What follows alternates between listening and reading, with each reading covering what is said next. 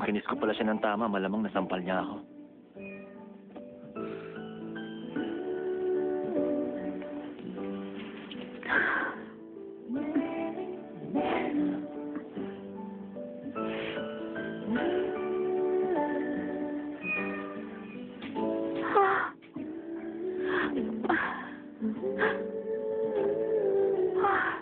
Nababaliw na yata ako.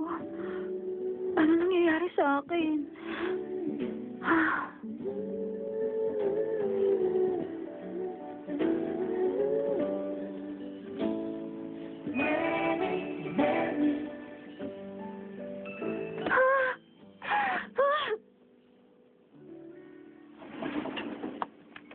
Oh! Maagang umuwi kayo ng Mary ko, ah. Nag-away kayo nung lalaki, no? Hindi po sa ganun. Masama lang po ang pakiramdam ko. Oh, ganun ba? Patingin nga. Kailangan mo ba uminom ng gamot? Okay lang ako, pa. Huwag kayong mag-alala sa akin. Sandali, ba't ganyan ang suot niyo, pa? Ah, ito ba? Bigay ito ni Justin. Ay, sikip-sikip na eh. Ba't ganyan? Dapat pinaluwagan niyo. Parang ang taba-taba niyo tuloy. Tama ka. Hindi na nga ako makahinga eh. Sabi ni Justin, magpapayat daw ako para magkasa to sa akin. Sabi niya kasi, dapat daw gwapo ako sa kasal mo. Hindi ba sabi ko hindi ako magpapakasal?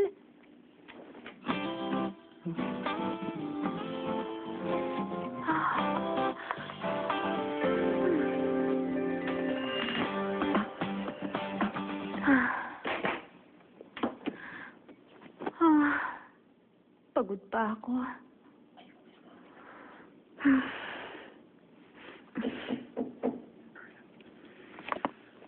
Maaga ka yata ngayon, ah. Nakita mo kami kahapon. Kaya mas mabuti pang sumuko ka na. Hindi. I'm more motivated now.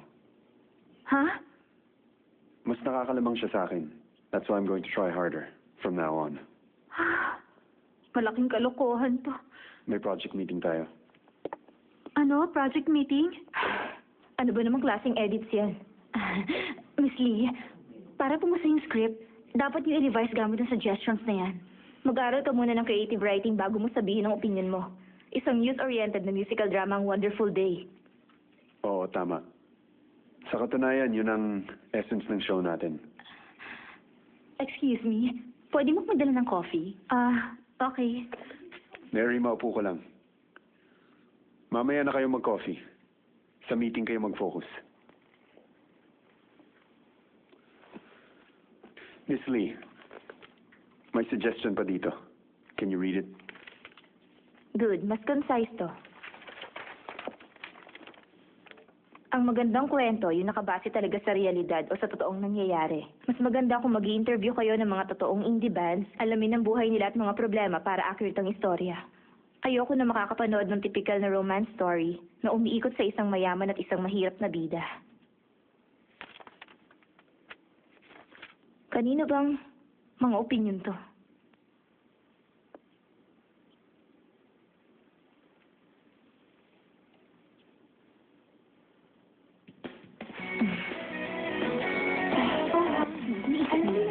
May point naman kayo.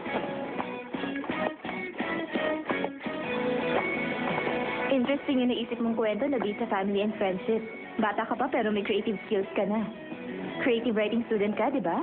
Opo, nag-stop lang muna. Sayang ang skills niya kung secretary lang siya. Mas bagay siya sa planning o writer's assistant. Siyempre, kung okay lang sa kanya, pwede ko siyang ilipat. Naku, malaking karangalan po yun. Maraming salamat. Ikaw ang i-assign ko sa research. Lagi na lang tayong magtawagan. Opo, pagbubutihan ko po, Writer Lee. By the way, once na na-set na ang opening party, make sure to let me know. Pupunta ako. Sure, I will. This way. Ingat po kayo.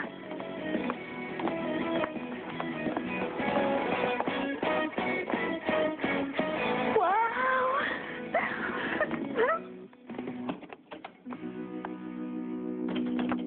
Hello, Michael? May prueba ka ba na binigyan mo ko ng penalty fee para sa pag-cancel mo sa contract? Ay, napaka-naive mo talaga.